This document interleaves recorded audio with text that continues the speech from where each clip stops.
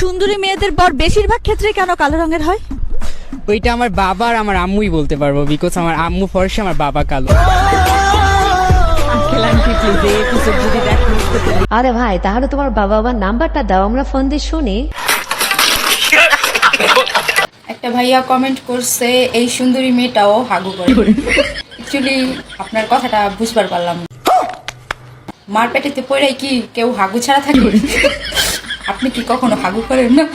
মানে বলতে চাইতেছে যে পটি করেন না, পটি ছাড়া থাকেন, খাবার খান, খাবার কি পেটেই রয়ে যায়, হাগু করেন না একদমই? এরকম পচা কথা কেন বলেন? আরে বান্ধবী, তোমার এই কমেন্টের রিপ্লাই কেন দিতে হবে? তুমি হাগো সেটাকে মানুষকে জানাইতে হবে।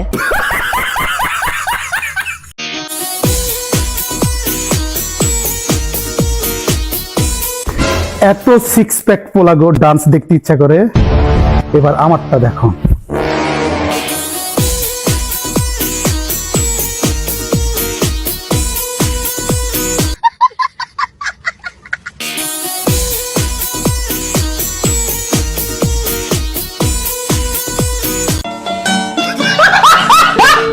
বান্ধবী যদি এই কথা মনে থাকে তাহলে জীবনে সে ছেলেদের নাচে দেখবে না।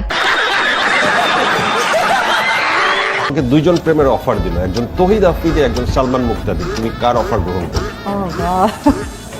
আমি দুইজনকে একসেপ্ট করব।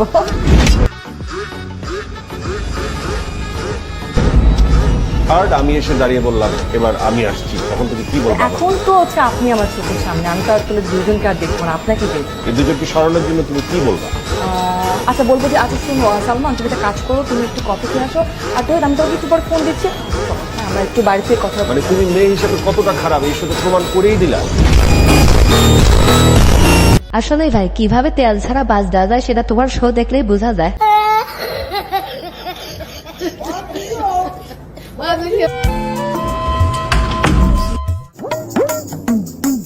কিরে কি ওমা একা একা হাসতেছিস কেন? আর এমনি কই গেছিলি তুই? আজকে আমি ওর সাথে প্রথমবারের মতন দেখা করতে গেছিলাম। তুমি তো জানো না কি হয়েছে। ওই কথা পরে শুনবো, আগে তুই দাঁড়া। তুই এমনি গেছিলি? কেমনে গেছি? উল্টা পায়জামা পরে গেছো গা। হাসিতে হাসিতে ভুল ফুরিয়েছে। আরে আন্টি, এইটাই বুঝলাম না, 14 ফেব্রুয়ারি দেখা করতে গেছে, পায়জামা তো উল্টা থাকবেই। মিজানুর রহমান আজহারি, উনি হচ্ছেন আমার একজন স্বপ্নের পুরুষ, স্বপ্নের মানুষ। যে আমার যে বর হবে অবশ্যই নামাজি হতে হবে। অনেক অনেক মুফতি, মাওলানা, অনেক প্রমিনেন্ট পার্সনরা আমাকে নক দিয়েছে, সরাসরি প্রপোজ করেছে। নাম বলা যাবে না, তবে খুব ফেমাস একজন ব্যক্তি। নাম বললে চাকরি থাকবে না।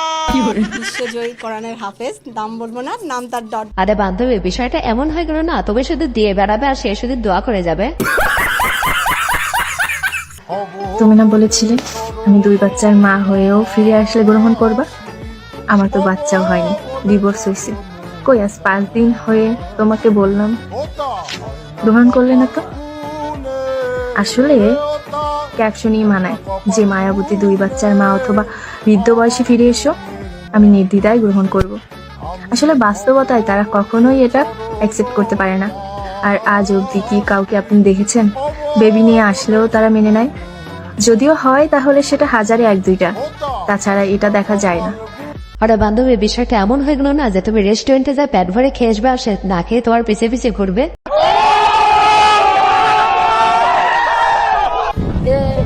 You Muslim? I work and I live with Muslims. I live in Muslim country in Indonesia. Speak. Ashhadu Ashhadu anna anna la ilaha la ilaha illallah illallah wa Muhammad wa Muhammad Rasulullah. Rasulullah. You Muslim. আরে ভাই, তোকে তো Nobel দেওয়া উচিত, তুই যেভাবে অমুসলিমকে মুসলিম বানিয়ে ফেললি। ভিউয়ার্স, আজকের ভিডিওটি পর্যন্ত। এই ভিডিওটি ভালো লাগে থাকলে অবশ্যই লাইক, কমেন্ট, শেয়ার এবং সাবস্ক্রাইব করে আমাদের পাশেই থাকবেন। ধন্যবাদ।